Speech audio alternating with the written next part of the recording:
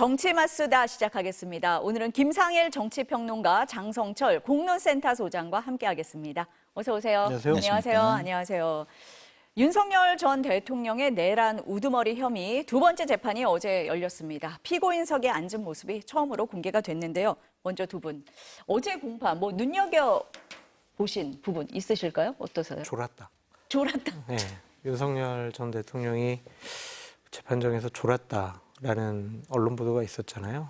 머리가 막 채상에 닿을 정도로 졸았다 그런 얘기도 있었는데 본인 재판에 대한 집중도와 관심도가 스스로 좀 떨어진 것이 아니냐, 이제 좀 뭔가 내려놓은 것이 아니냐 그런 생각이 좀 들어요. 본인이 이제 지난주에 휴대폰도 바꾸고 많은 국민의힘 의원들과 좀 통화를 했을 때 예전과는 좀 다른 분위기. 예전에는 대통령님 제가 찾아뵙겠습니다, 응원합니다 이랬는데 이렇게 전화해도 그렇게 시큰둥한 반응 그런 거에 좀 기가 많이 죽으신 거 아니냐 좀 그런 생각이 들어가지고요.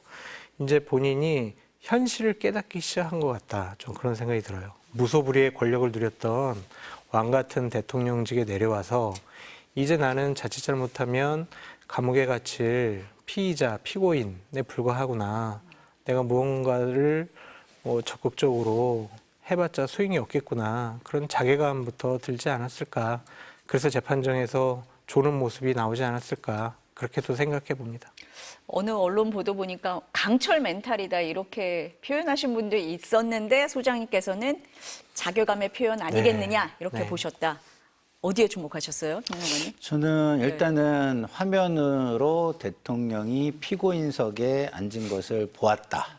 이것은 뭐냐면 국민에게 우리의 역사가 흘러가는 모습을 보여준 거예요. 다시 말해서 불확실성이 어느 정도 해소되고 시시비비가 가려진다.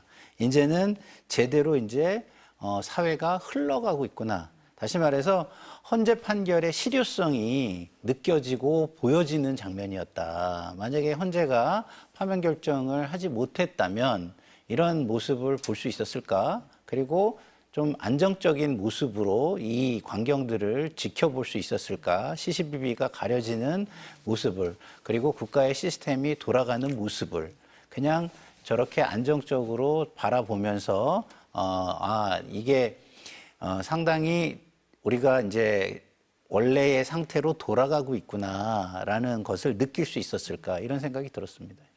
어제 피고인에 앉은 윤 전 대통령의 모습을 보면서 평론가님은 그런 생각을 하셨다라는 건데, 어제 가장 쟁점이 됐던 게 12.3 비상계엄 당시에 윤 전 대통령이 국회에서 의원들을 끌어내라라는 지시를 했느냐, 이 부분이었잖아요. 근데 증인으로 나온 군 간부들이 윤 전 대통령이 바로 그 자리에 있는데도 조목조목 반박을 했습니다.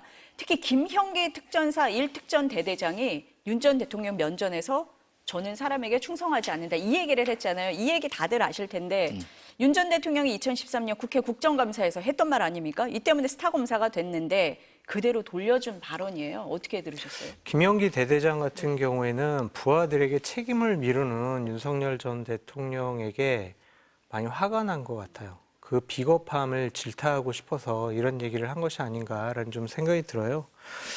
본인이 이제 무력으로 의원들을 끌어내라라는 증언을 함으로써 불법 계엄의 실체를 그 앞에서 증언을 해준 거 아니겠어요?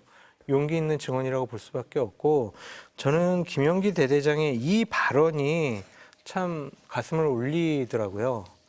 나를 차라리 항명죄로 잡아 넣어라. 이 얘기가 정말 울컥했어요. 자꾸 윤석열 전 대통령은 사령관들이 내 말귀를 잘못 알아들었다, 저 사람들이 알아서 독단적으로 한 거다, 이렇게 부하들에게 책임을 막 미루는 모습을 보였잖아요. 그런데 하지만 현장에 출동했던 대대장은 사령관에게 분명히 지시를 받았다고 했고 들었다고 했고, 그래서 본인이 그렇게 하려고 했었지만 이것은 옳지 않다고 생각해서 스스로 판단에 의해서 안 했거나 대단히 소극적으로 행동을 한 거 아니겠어요? 그러니까 다행스럽게도 국회에서 비상계엄 해제 결의안이 통과될 수 있는 본회의를 비상계엄군이 방해하지 못했던 거 아니겠습니까? 이런 분들이 참 군인이 아닌가라는 좀 생각이 듭니다. 군대에서 항명죄라는 것은요, 거의 전시 상태에서는 총사령이에요. 그런데도 항명죄로 잡아 넣으라고 얘기한 것은 그만큼 이 대대장이야말로 부하들을 사랑하는 것이고 윤석열 전 대통령이 상당히 잘못한 일을 했다라는 것을 자신의 입을 통해서 증언을 해준 것이다. 그래서 참 용기 있는 분이다. 그런 생각이 좀 들었습니다. 이분이 군인이잖아요. 네. 이제 국군은 명예가 굉장히 중요한 겁니다. 굉장히 국민과 국가를 위해서 희생하는 그 모습이 명예예요. 그리고 그 명예를 가지고 그것을 보듬고 다시 새기고 자랑스러워하면서 인생을 살아가고 후손들한테 이야기를 해주고 하는 게 군인인 겁니다. 근데 이 군인의 명예를 깬 대통령, 정치로 다시 끌어들여서 명예를 훼손한 대통령에 대한 분노와 원망이 느껴졌고 그 분노와 원망을 표현하기 위해서 끌어온 것이 과거에 자신이 이야기했던 원칙을 저버린 권력 중독자의 모습을 부각시킨 거예요. 자기 부정을 한 권력자를 부각시킨 거죠. 그래서 대통령이 지금 법적인 걸 넘어서서 정치적, 윤리적으로 정당하지 않다. 그 정당성을 부숴버리겠다라는 한마디가 아니었나. 굉장히 인상 깊은 한마디였다. 이런 생각이 듭니다. 어제 그 공판 내내 윤 전 대통령이 대부분 눈을 감고 있었는데 이 얘기가 나올 때는 눈을 번쩍 뜨고 증인을 쳐다봤다 뭐 이런 얘기를 기자들이 전하기는 했습니다. 윤 전 대통령이 1차 재판에서 93분 동안 발언을 했잖아요. 어제 재판에서는 마지막에 6분 정도 발언을 했는데 계엄령을 칼에 비유를 했습니다. 계엄령은 어떻게 보면 칼과 같다. 아픈 사람을 수술할 수도 있고 범죄를 저지를 수도 있다. 칼을 썼다고 무조건 살인으로 보면 안 된다. 어떻게 들으십니까? 망상에 아직도 빠져 있으신 것 같은데 계엄령이라는 칼로 국민을 대단히 위험스럽게 만들고 대한민국이라는 공동체를 대단히 위태롭게 만들었었잖아요. 그런데 본인은 아무런 일도 벌어지지 않았다고 계속 얘기하는 것처럼 나는 범죄를 저지른 거 아니야라고 항변을 하고 있는 거잖아요. 헌법재판소에서 탄핵 심판을 하는 결정문을 읽어보면 윤석열 전 대통령은 헌법과 법률을 어떻게 위반을 했는지 자세하게 나와 있습니다. 그거 한번 다시 읽어보라고 저는 얘기를 해주고 싶어요. 대단히 해괴망측한 저는 변명이라고 좀 보여지고요. 이게 스스로 잘못을 계속 인정하기 싫은 망상에 빠진 전임 대통령의 궤변이 아닌가 그런 생각이 듭니다. 어떻게 들으셨어요? 지성과 이성이 좀 남아 있으신가? 이런 생각이 든 게요. 저도 그렇지만 헌법재판소도 썼다는 걸 문제 삼은 적이 있나요? 잘못 썼다는 거, 그리고 본인이 얘기한 것처럼 그 용도가 잘못됐다는 거, 그리고 그것을 쓴 방법과 장소가 잘못됐다는 거, 이런 거잖아요. 그러니까 예를 들어서 이런 거잖아요. 부엌칼을 부엌에서 쓰면 누가 뭐라고 하겠어요. 근데 아무리 부엌칼이라도 이걸 들고 밖으로 나오면 사람들은 그 장소에 맞춰가지고 그 의도를 파악하게 되는 겁니다. 그러면 잘못됐잖아요. 그죠? 그리고 또 용도, 목적, 이것이 잘못됐잖아요. 그러면 그 목적에 부합해서 또 가져야 되는 정당성, 다시 말해서 합법성과 합헌성, 이것도 잘못됐잖아요. 그걸 따졌지 우리가 뭐 언제 칼 썼다고 따졌나요? 그걸 잘못 썼다고 따진 거예요. 근데 무슨 소리를 하시는 거지? 이게 좀 약간 이성적이고 지성적으로 생각하는 것이 좀 문제가 발생하셨나? 이런 생각이 들었습니다. 그러니까 좀 망상이라고 표현을 해주셨는데 당신 안에서 모든 것을 생각하고 모든 것을 판단하고 그러시는 거 아닌가. 참 안타까웠다. 이런 말씀을 드립니다. 그러니까 요건에 맞지 않는 계엄령이라는 칼로 헌법을 유린했고 국헌을 문란시켰잖아요. 국회에 비상계엄군들이 들어가가지고 본회의를 막으려고 했습니다. 국헌 물론이잖아요. 선관위에다가 군인 투입했다고 본인이 얘기했잖아요. 그건 헌법 유린이잖아요. 그런데 왜 이런 생각과 판단을 하냐고요. 그러니까 이해가 안 되는. 아니, 그러니까 어느 누구도 썼다는 거에 대해서 문제 삼은 적은 없어요. 그거를 잘못 썼다. 그러니까 두분 다 위법하게 썼다 이거지. 이 얘기를 왜 하는지 이해를 못 네, 하겠다. 자기 안에 세계에 갇혀 있는 거 아니냐. 지금 두 분 다 그렇게 보시는 것 같아요. 근데 어제 공판에서도 보면 절차 문제도 계속 얘기를 하잖아요. 이걸 보면 약간 헌재 때하고 비슷하다 이런 생각이 드는데 약간 재판부를 가르치는 건가? 이런 생각이 들 정도의 얘기를 뭘 하냐면 내란죄에 초점을 맞춰서 법리와 논리를 세워놓고 재판해야 된다. 재판부에 이런 얘기도 하고 증인 순서 바꿔달라 뭐 이렇게도 주장을 하잖아요. 그랬더니 재판부가 우리는 명확한 기준을 갖고 재판하고 있다. 한마디 하기도 합니다. 근데 계속 자꾸 쟁점, 절차 물고 늘어지는 이유가 뭐라고 보세요? 내용은 아무리 생각해도 법적으로 내가 잘못하지 않았어라고 논리적으로 설득할 수 있는 자신이 없으니까. 법적인 내용 근거가 갖고는 안 없으니까. 된다. 네, 내용 갖고는 안 되는 거죠. 그러니까 자꾸 절차적인 정당성이 좀 하자됐다.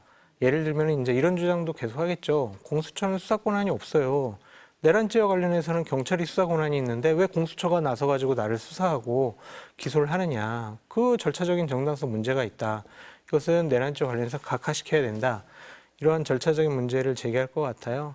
뭐 어느 피의자라든지 피고인이든지 다 본인 스스로 항변할 수 있고 변호사의 조력을 받을 수가 있잖아요. 근데 이런 것과 관련해선 헌법재판소에서 명확하게 규정도 내려줬고 이 판사도 좀 참 윤석열 전 대통령에 대해서 호의를 갖고 있는 판사로 생각이 들었는데 이런 식으로 좀 두 번이나 강하게 얘기했다라고 하는 것을 보면 좀 해도 해도 너무한 거 아니냐 그렇게 판사도 생각하는 것이 아닌가라고 추측해 봅니다.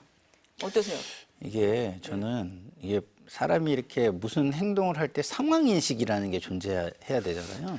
그러니까 본인 상황에 대한 인식이 좀 잘못되어 있는 것 같아요. 과거 우리가 TV에서 왕자를 봤잖아요. 그러니까 이제 왕자를 보여주듯이 이게 무슨 마패도 아닌데 그 재판부에 뭐 왕자를 보여주면서 얘기하듯이 얘기하는 거 아니에요. 한마디로 내가 우월적이다. 상황 인식이 전혀 잘못된 거예요. 피고가 아니에요. 지금 당신들보다 내가 뭐 더 가르칠 위치에 있고 당신들이 틀렸다는 걸 지적할 위치에 있고 이런 상황 인식을 가지고 있는 거 아닌가라는 생각이 들었고요. 그렇지만 어쨌든 그 기본에는 어떤 의도가 깔려 있냐면 쟁점을 좀 흐리고 그다음에 주목을 다른 데로 좀 돌려야 되겠다. 그러니까 이게 얼마나 위헌적이고 위법적이고 여기에서 얼마나 많은 문제들이 발생했는지 보다는 이 절차적인 문제 쪽으로 돌려가지고 그런 것들을 좀 가려보자. 그래서 쟁점 흐리기 그리고 여론을 다시 그쪽으로 좀 돌려보려는 여론전 뭐 이런 의도를 가지고 한 것 같은데 뭐 적절하게 상황에 맞게 했다는 생각은 들지 않습니다. 두 분 다 어제 공판이 다 상황에 적절하지 않다. 약간 망상에 잡히신 거 아닌가 이런 말씀을 계속 지적을 하시는 것 같아요. 아까 소장님께서 말씀을 하실 때 재판부가 그래도 윤 전 대통령에게 좀 호의적인 네. 거 아니냐라는 말씀을 하셨는데 법정 촬영은 허용이 됐지만 들어갈 때 지하 주차장으로 그렇습니다. 들어간다든지 뭐 이런 말씀을 하시는 것 같아요. 그럼 다음에는 좀 다를까요? 어떻습니까? 그냥 포토라인에 세웠으면 좋겠다라는 좀 생각도 들어요. 그러니까 뭐 문재인 정권 시절에 피고인의 인권 보호 차원에서 포토라인 금지를 시행령으로 했잖아요. 그러니까 그것을 따르는 것이 피고인의 인권을 지켜주는데 권익을 지켜주는데 도움이 된다고 생각할 수 있지만 그거는요 좀 내란죄라는 어마어마한 죄를 저지른 전직 대통령에게 과연 배려해야 될 것인가라는 좀 생각이 들어요. 반성과 사과 없잖아요. 잘못했다고 그렇게 진솔하게 사과도 안 하고 있잖아요. 그런 사람에게 인권을 배려해 줘야 될까라는 좀 생각이 듭니다. 뭘 그렇게 잘했는지 윤 어게인당 만들겠다라는 변호사들 불러가지고 양쪽에 앉혀놓고 밥 먹는 사진 공개해도 좋다라고 하고 거기서 씩 웃고 있고 그거를 보는 국민들은 얼마나 화가 나겠습니까? 그런 분에게 과연 대한민국이 법적으로 시행령으로 배려해 줄 수 있는 것이 과연 그분의 인권을 지켜주는 것인가? 그것을 보고 화나고 더 열이 오르는 국민들의 이 감정적인 심정 이런 것들은 어떻게 다스릴 것인가? 그런 것을 좀 해가지고요. 저는 좀 포토라인에 세워서 기자분들이 좀 윤석열 피고인에게 물어봤으면 좋겠어요. 그래서 직접 얘기를 들어봤으면 좋겠어요. 그냥 저렇게 법정 안에서 간단히 사진 찍고 기자들 퇴정하세요. 그렇게 보호해 주는 것이 과연 국민의 법 감정상 맞을까? 좀 그런 생각도 듭니다. 특혜 논란 없애기 위해서라도 포토라인 세워라라는 입장이시고 어떻습니까? 그러니까 윤석열 피고인을 중심으로 사고하는 건 맞지 않죠. 그렇게 되면은 무슨 문제가 발생하냐면 법 그리고 법원의 권위와 신뢰에 문제가 발생할 수 있습니다.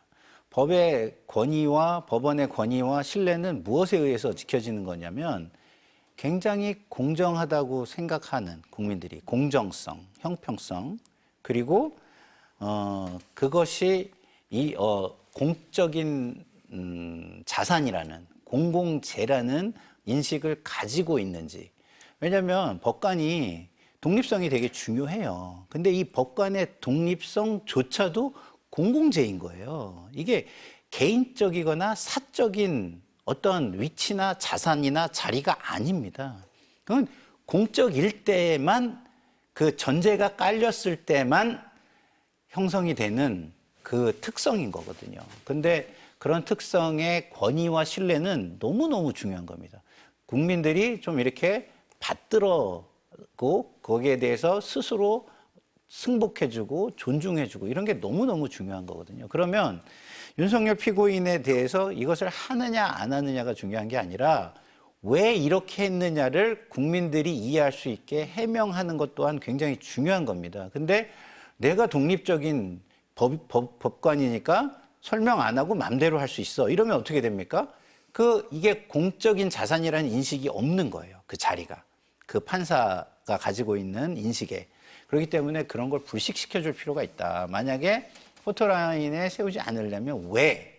이게 어떻게 공적 이익에 부합하고 그다음에 국민에게 공정성과 형평성이라는 부분에서 훼손이나 권위와 신뢰가 훼손되지 않을 수 있는가를 설명할 필요가 있다. 그걸 설명할 수 없다면 그러면 그것은 특혜일 수 있기 때문에 그런 특혜성 어떤 뭐랄까요? 조치는 하지 않는 것이 좋겠다 이런 생각이 듭니다. 저는 기본적으로 공직자들에게는 좀 일반 국민들보다는 보다 엄격한 법의 잣대를 들이대야 된다라고 생각하는 사람이에요. 왜냐하면 국민의 세금으로서 본인의 생활을 영위를 하고 자신의 공직으로 가진 권한을 이용을 해서 국민 다수에게 영향을 끼치잖아요. 그러면 그 사람이 그 권한에 따르는 책임과 의무를 져야 한다는 생각이 듭니다. 윤석열 전 대통령이 아직도 비상계엄이 잘못되지 않았다라고 생각하는 사람이잖아요. 이 사람이 대한민국 국민과 대한민국이라는 공동체를 정말 위험하고 위태롭게 만들었다는 그 사실을 깨닫게 해줘야 된단 말이에요. 그렇다면은 많은 국민들 앞에서 기자들의 질문을 받으면서 본인의 생각을 판단을 얘기를 하고 또 그것이 또 언론을 통해서 보도가 되고 또 그것이 잘못됐다라고 국민들이 다시 지적을 하고 그러한 일들이 좀 반복돼야 되지 않을까라는 생각이 듭니다. 3차 공판 때는 법원이 어떻게 판단을 할지 조금 지켜보겠습니다. 대선 얘기로 좀 넘어가 볼게요. 더불어민주당 얘기 먼저 해볼게요. 이재명 후보의 독주가 지속이 되고 있는데요. 먼저 3명 후보의 발언부터 들어보시겠습니다. 이번에 상법 개정을 실패했는데 최대한 빠른 시간 내에 다시 해야 될 것 같아요.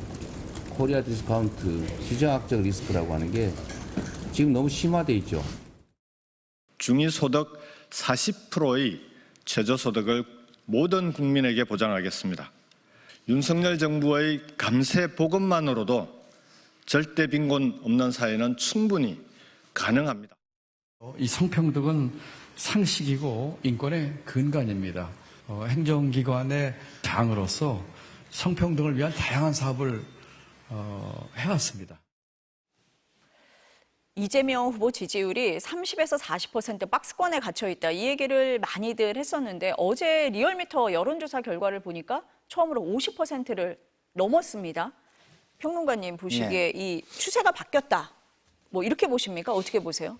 이 수치. 추세가 계속 이어지고 있는 거죠. 이어지고 있는 거다. 이어지고 있는데 그 추세가 강화되는 흐름이다라고 보여집니다. 왜냐하면 국민들이 중도층을 중심으로 조금은 다양한 변수를 좀 감안하면서 좀 기다렸다 판단을 하려고 하는데 지금 국민의힘 쪽에서 개전의 어떤 조짐이 전혀 보이지 않기 때문에 이거는 기다려봐야 소용이 없구나라고 판단하는 중도층 내지는 일부 국민의힘의 비판적 지지층이 판단을 시작한 거 아닌가 이런 생각이 듭니다. 그리고 이런 것들이 변수, 국민의힘이 변하는 개전의 모습을 보이는 변수가 존재하지 않는다면 그것도 굉장히 어떤 결과로서 보여주는, 진정성으로서 보여주는 변수가 발생하지 않는다면 이 추세는 지속적으로 강화되지 않을까라는 생각이 듭니다. 소장님은 어떠세요? 저도 마찬가지 생각이고요. 저는 윤석열 전 대통령과 국민의힘이 이재명 후보의 선거운동을 해주고 있는 것이 아니냐라는 좀 생각이 듭니다. 오히려. 예, 윤석열 전 대통령 아까도 말씀드렸지만 변호사들하고 사진 찍으면서 웃는 모습 보이고 있고요. 여러 가지 형사 재판을 통해 가지고 대단히 아직도 그 망상에서 깨어나지 못하는 모습을 보여주고 있고 잘못을 했다라는 생각도 안 하는 것 같고 그래서 정말 이거는 큰 문제구나라고 국민들이 생각할 수가 있고요. 지난주에 보셨듯이 국민의힘의 대선 후보 경선 토론회에서 보여준 저렇게 좀 처참하게 수준 낮은 질문과 답변들, 그 무례한 답변 태도들 그런 것을 보면 국민들께서 이게 국민의힘 그래도 이재명 대표에 대해서 불안감이 있으니까 국민의힘 다시 한번 생각해 볼까라고 했다가도 아이고 진짜 이건 안 되겠구나 그런 생각을 좀 더 강하게 하신 것이 아닌가 그런 생각도 드네요. 그러니까 두 분 다 이 추세가 어쨌든 좀 이어질 것 같다 이렇게 보시는 거잖아요. 근데 앞서 들으셨지만 이재명 후보가 더 센 상법 개정안을 들고 나왔거든요. 네. 지난번에 이제 재계가 반발을 많이 하니까 정부에서 거부권 행사를 했고 국회 재표결에서도 폐기가 된 법안이에요. 네. 근데 들고 나왔다.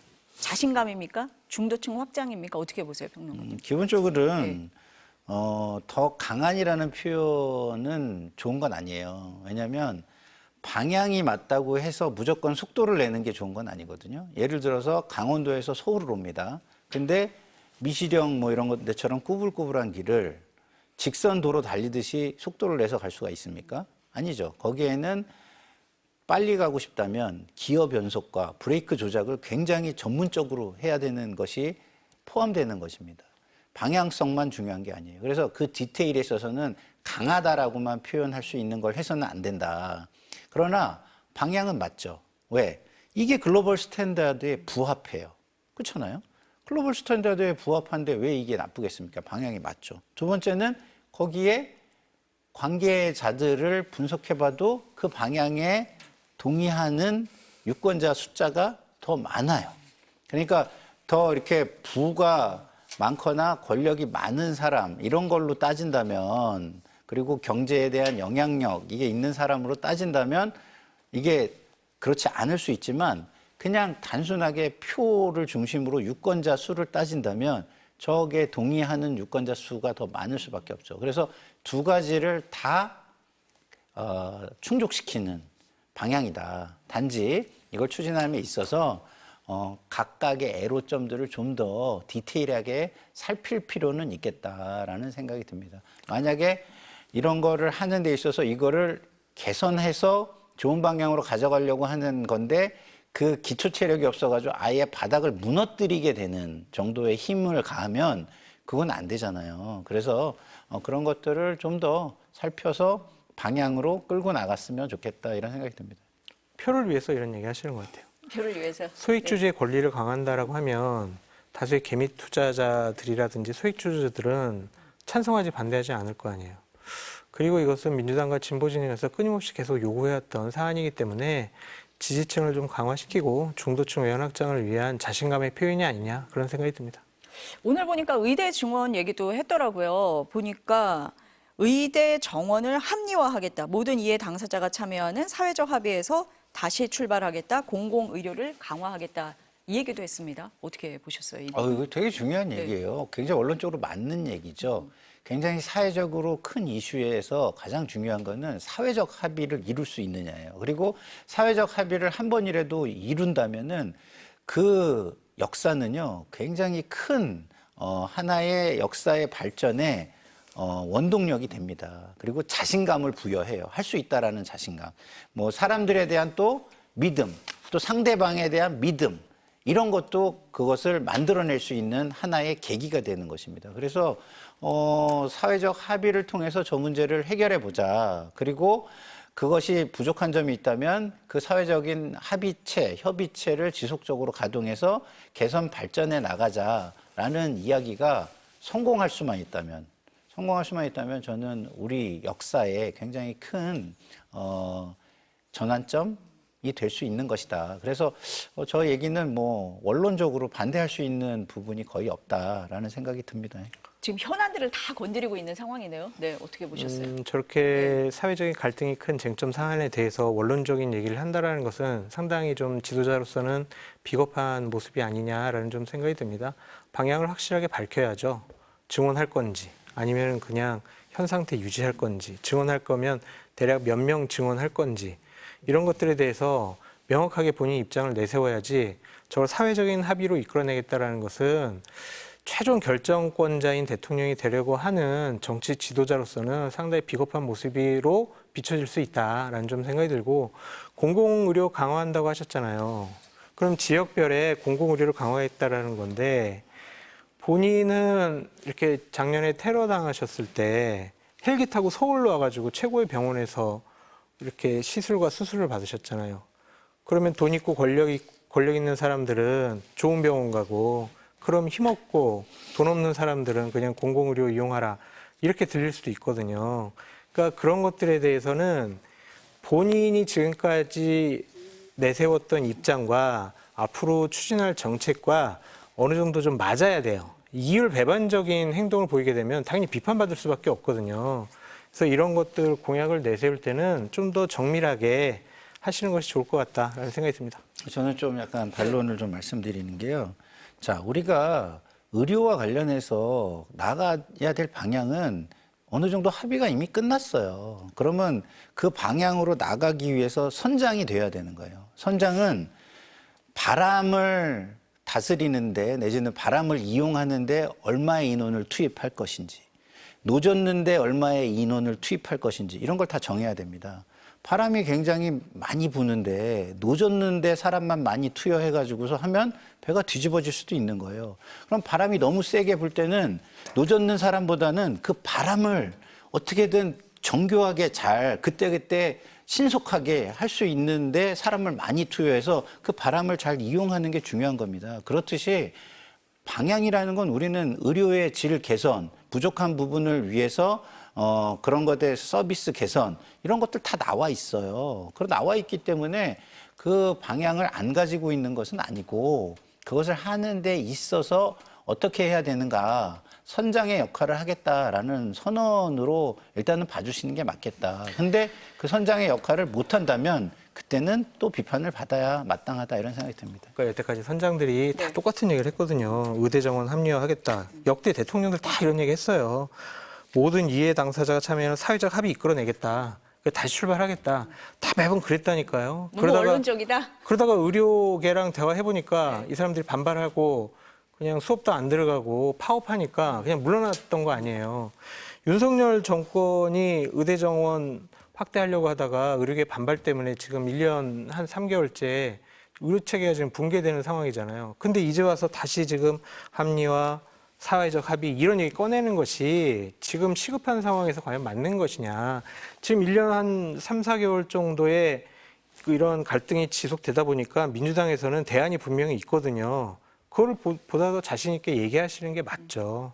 이렇게 뭉뚱그려서 얘기하는 거는 지도자답지 못하다. 전 그런 말씀 드려요. 근데 저는 또 그렇게 생각하지 않는 게, 제가 민원을 엄청 많이 받아본 사람이고 그 민원 처리를 엄청 많이 해본 사람인데요. 민원을 처리하다 보면 이게 실이 엉켜 있을 수가 있습니다. 이건 저의 상황이 아니에요. 남의 상황 때문에 발생하는 거예요.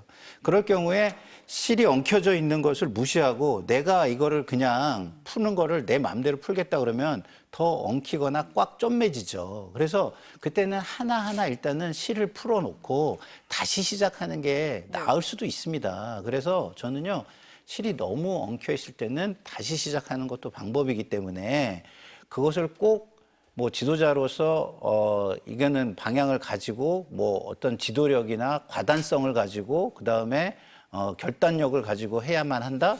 이렇게만 볼 수는 저는 없다고 봐요. 이미 너무 엉켜 있기 때문에 합리적인 사회적인 합의라는 가치 이거를 중심으로 다시 한번 처음부터 다시 한번 논의하고 물론 거기에 방향성은 존재할 것이라고 봅니다. 그래서 그런 부분에 대해서 노력해야 하는 거는 나쁜 것이 아니다.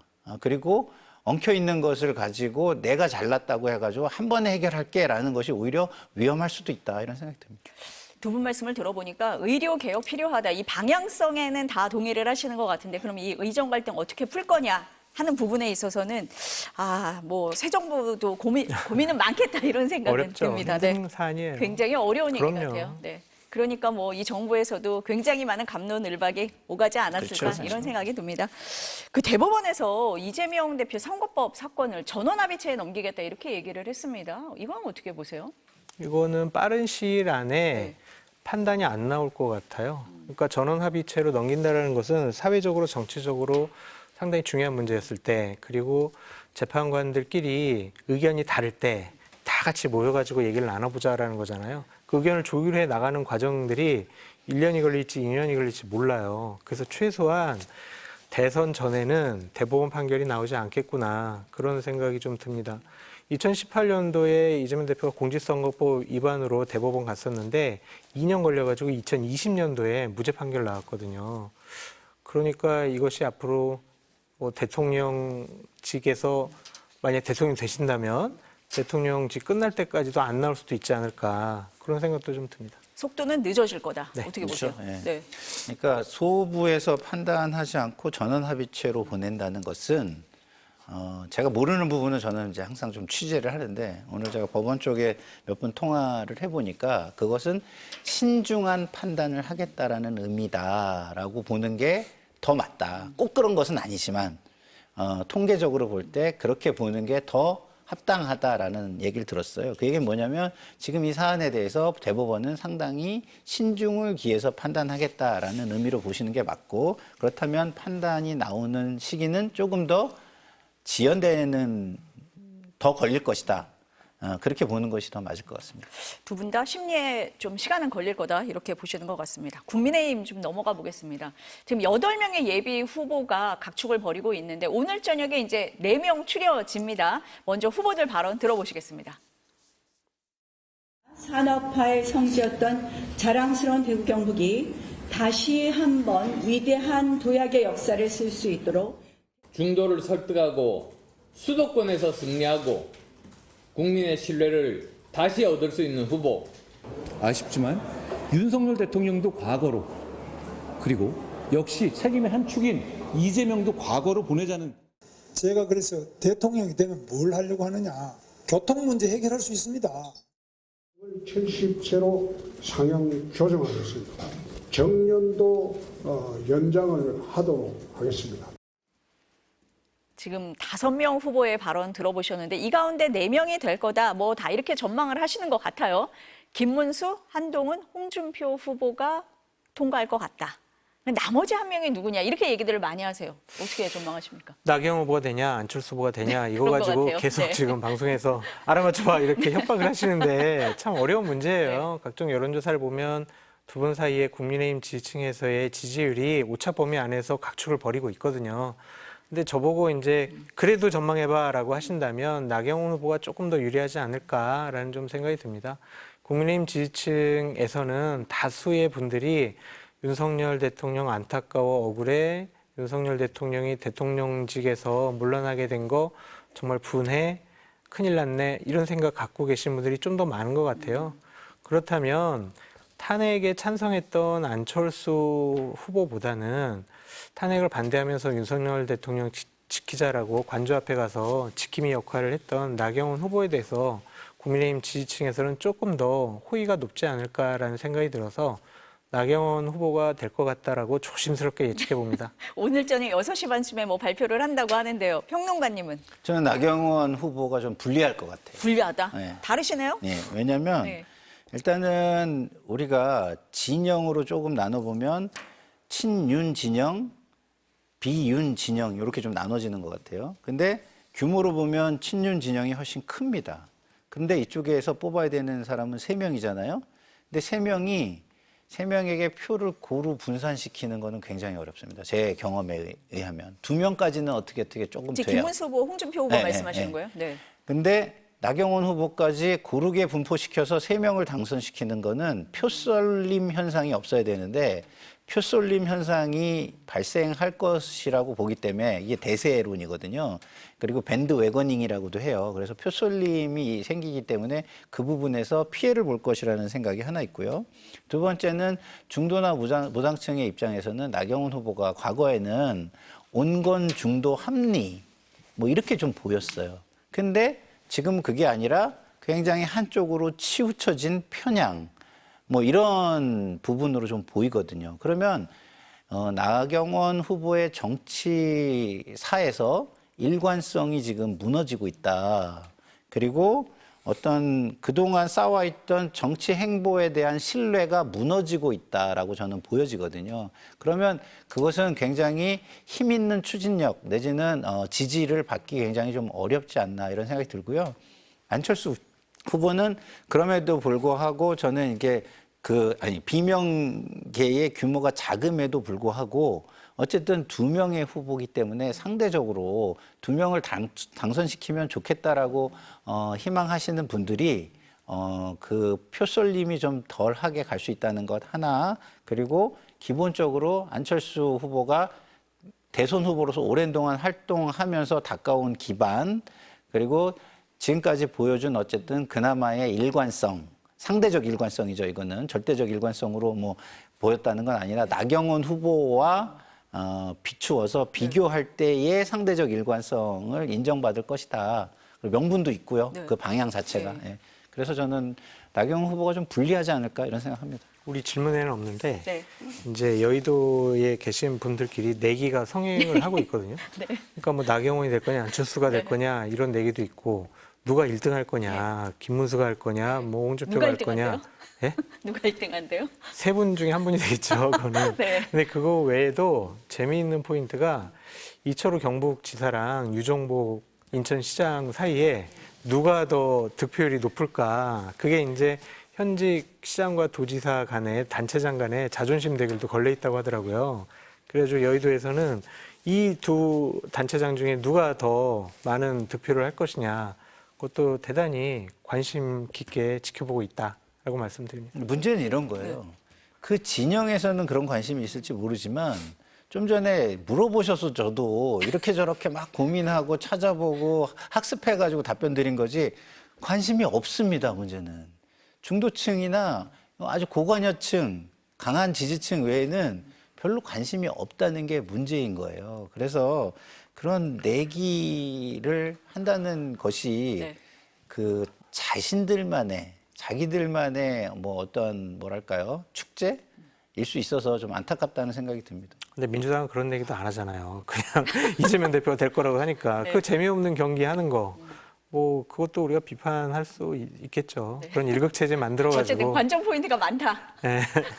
아니 근데 네. 그건 관전 포인트가 네. 없을 수밖에 없는 게 판단이 끝났기 때문에 그런 거예요. 자, 지금 보세요. 만약에 국민의힘이 조금이라도 판을 흔들만 하면은 아니 비명계 사람들의 목소리가 들릴 거 아니에요. 이거 위태하네? 위태하니까 이 얘기도 관심을 가지고서 우리가 귀 기울여서 뭐 보완을 하든지 아니면 후보를 바꾸든지 해야 되겠네? 이래야 되는데 지금은 저쪽이 뭐 조금 뭘 해도 관심도 없거니와 그리고 이쪽에 관심 없는 건 중요하지 않아요. 이미 판단이 끝났기 때문에. 오히려 여기는 관심을 가지면 그 판이 흔들린다는 의미이기 때문에 이재명 후보 측에서는 좋아할 일도 별로 없을 것 같아요.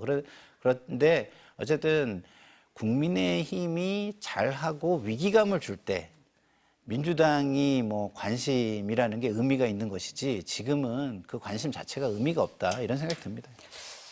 어쨌든 지금 보면은 후보들 지지율이 좀 미미한 거는 맞잖아요. 그러다 보니까 이제 국민의힘에서도 어떤 얘기를 하냐. 빅텐트. 이 얘기를 이제 계속 하고 있어요. 그래서 뭐 복당도 해라. 당 밖에 있는 세력과 연대할 수도 있다. 뭐 이런 얘기를 합니다. 누구를 염두에 두고 있는 거예요? 근데 그런 얘기하는 것 네. 자체가 저는 염치 없는 행동이라고 생각이 들어요.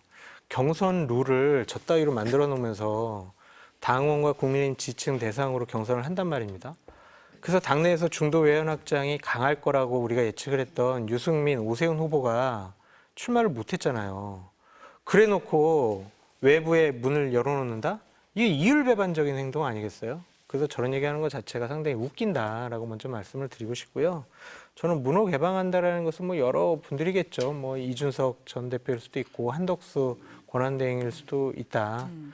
그리고 지금 출마를 고민하고 있는 유승민 전 의원 같은 경우도 좀 같이 힘을 합치자 이런 얘기를 할 수 있을 것 같은데 과연 그게 무슨 의미가 있을까? 좀 그런 생각이 듭니다. 어떻게 보세요? 네. 저는요, 국민의힘 상황이 비상이잖아요. 근데 저는 비상에 대한 대책을 세우는 전략은 아니라고 봅니다.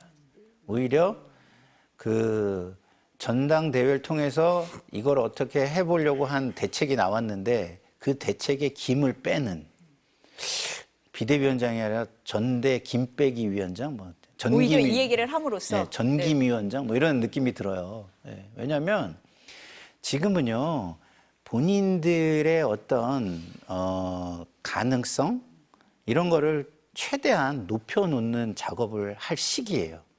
그 시기에 이 가능성을 높이지도 못하면서 이런 얘기를 한다? 그거는 국민들이 볼 때 저 뭐 하는 거지? 라고 오히려 의아해하고 저 안 되겠네 라고 포기하게 만드는 요소가 될 가능성이 높다고 저는 봅니다. 그래서 굉장히 전략적으로 미스다 이런 생각이 좀 들어요. 지금은 오늘 4명으로 압축되잖아요. 그럼 최대한 여기에 관심을 모으고 힘을 모으고 해가지고 여기에 어떤 것이 더해졌을 때 변수가 될 수도 있다라는 기대감을 심어줘야 되는데 여기 자체가 질이 멸렬하는데 그 질이 멸렬한 세력으로 딴 데랑 뭐 합쳐가지고 뭘 해보겠다 이게 무슨 의미가 있겠나 이런 생각이 듭니다. 국민의힘 지도부가 얘기하는 게 반 이재명 빅텐트잖아요. 네. 그러니까 이게 될 리가 없다, 될 가능성이 없다 이렇게 보시는 겁니까? 아니면 아니, 실효성이 없다 이렇게 보시는 거예요? 반 이재명이라는 그 슬로건이 사람들 눈을 사로잡고 귀를 휘어잡아야 되잖아요. 근데 비상계엄에 대해서 책임을 안 진다는 거에 대해서 국민들이 어이없어 하고 있어요. 그래서 책임을 쟤네한테 어떻게 지우지? 라는 거에 관심이 가 있고 거기에 시선이 가 있고 그거와 관련된 데 귀가 쏠려 있는데 관심 없는 얘기를 가지고 관심 좀 가져줘 라고 얘기를 하면은 난 관심이 없는데 너를 위해서 관심을 가져줄게 이런 사람이 몇 명이나 되겠어요. 전략 자체가 문제가 있다라고 보시는 거예요? 그렇죠. 제가 볼 때는 자신들이 국정을 운영했고 실패했고 실패라는 결과가 나와 있는 상황이잖아요. 그러면 국민에게 그 부분에 대해서 어떻게 책임을 질지, 책임을 지기 위해서 자신들의 행동에 대해서 어떤 반성을 해야 할지, 그리고 그 반성을 통해서 이거는 재발되지 않게 하겠다라는 어떤 약속을 할지, 그리고 더 낫게 하기 위해서 어떤 비전을 보여줄지 이걸 고민해야 되잖아요. 근데 그런 게 없어요. 그럼 그 세력을 바라보는 국민의 시각은 뭐죠? 잘못을 다시 반복하겠다는 거네. 저 잘못이라고 생각하지 않고 있는 거네. 그러면 저게 계속 반복되겠네. 이렇게 보일 수밖에 없잖아요. 그러면 국민들 입장에서 그걸 막는 게 훨씬 급한 겁니다. 저 같은 경우도 이재명 대표에 대해서 상당히 비판을 많이 하는 사람인데도 지금 그 얘기 못 하잖아요. 왜? 저거를 막는 게 훨씬 더 중요하다라고 국민들이 판단하고 있기 때문에. 그리고 선거는요, 2가지를 심판할 수 없는 시스템이에요. 선거에서 어떻게 2가지를 심판합니까? 선거라는 제도 자체가 우선적으로 하나를 먼저 심판하는 제도라는 거를 국민의힘이 알아야 된다 이런 생각이 듭니다. 어떠세요, 소장님? 지금 반 이재명 빅텐트에 대해서 잘못된 전략이다 이렇게 말씀을 하셨는데. 그 전략이 유효하려면 그 전략을 씀으로써 선거에서 승리할 가능성이 있어야 되잖아요.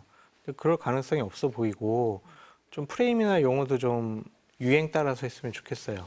텐트보다는 요즘엔 차박이 유행이잖아요. 그래서 과거에 유행이 지난 빅텐트를 가지고 계속 정계 개편을 통해 가지고 대선에서 이겨보겠다라고 하는 것 자체가 생각 자체가 조금 여러 가지로 부족해 보인다라고 말씀드려요. 한덕수 권한대행 카드는 여전히 살아있다 이렇게 보십니까? 어떻게 보세요? 출마한대요. 한대요? 네, 그냥 주저하거나 네. 뭐 여러 가지 고려하는 단계를 떠나서 우리가 지금 나갈 결심은 했고 일단 시점만 보고 있다. 그런 식의 얘기를 하더라고요. 그래서 우리가 얘기하는 것처럼 아니 심판이 경기에 뛰어? 선수로 갑자기 활동해? 그리고 아니 지금 대선을 관리해야 될 사람이 대선을 직접 뛴다고? 이게 맞나? 윤석열 정권 탄핵당했지. 탄핵당한 정권의 2인자였던 한덕수 국무총리형 권한대행이 대선에 출마한다고? 이게 과연 맞나? 명분과 도리가 맞나? 염치가 있나? 이런 얘기를 하는데 그분들은 다른 생각과 판단을 갖고 있더라고요. 그러니까 이재명 나빠요. 윤석열 나빠요. 막 이거 가지고는 선거를 칠 수가 없다. 통상, 외교, 무역, 관세 이게 중요하다. 그거의 최고 전문가 누구냐? 국익을 지킬 수 있는 사람 누구냐? 미국에 인맥이 많은 사람 누구냐?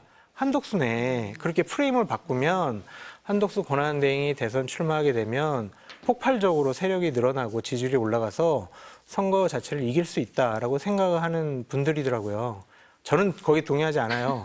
저는 이준석 후보가 이제 출마를 하고 보수 중도 보수 우파의 단일 후보로 나가면 선거 이길 수 있다고 생각이 들거든요. 국민의힘은 비상계엄과 탄핵이라는 오물이 묻은 정당이란 말이에요. 거기서 내세운 후보가 대선을 이길 수 있다라고 생각하는 것은 착각이에요. 망상이에요. 거기에 조금 유연하고 거리가 떨어져 있는 사람이 나가야 기본적으로 후보로서 자격이 있는 거죠. 그래서 저는 이준석 후보가 나가야 이길 수 있다고 생각이 드는데 그거는 현재 상황에서는 국민의힘이 받아들일 생각은 좀 없는 것 같아서 이번 대선에서 중도 보수 우파가 선거에서 이길 수 있다라고 생각하는 것은 좀 힘들지 않을까 그런 생각도 해봅니다. 한덕수 총리가 나갈 결심을 했다라면 참 대단하다는 생각이 듭니다. 왜냐하면 제가 볼 때 일단은 승산이 없습니다. 왜냐하면 이 한덕수 총리에 대한 요청, 수요 이게 중도에서부터 시작된 게 아니에요. 다시 말해서 윤석열 대통령의 강성 지지층 쪽에서 먼저 시작이 된 겁니다. 중도 확장력을 상쇄시키는 거예요. 그래서 지금은 제가 볼 때 중도 확장력은 하나도 없고 윤석열의 분신술의 산물이라고 저는 보거든요. 그러니까 윤석열 분신술에 의해서 탄생한 산물이에요. 아바타죠. 그렇기 때문에 저는 승산이 하나도 없다.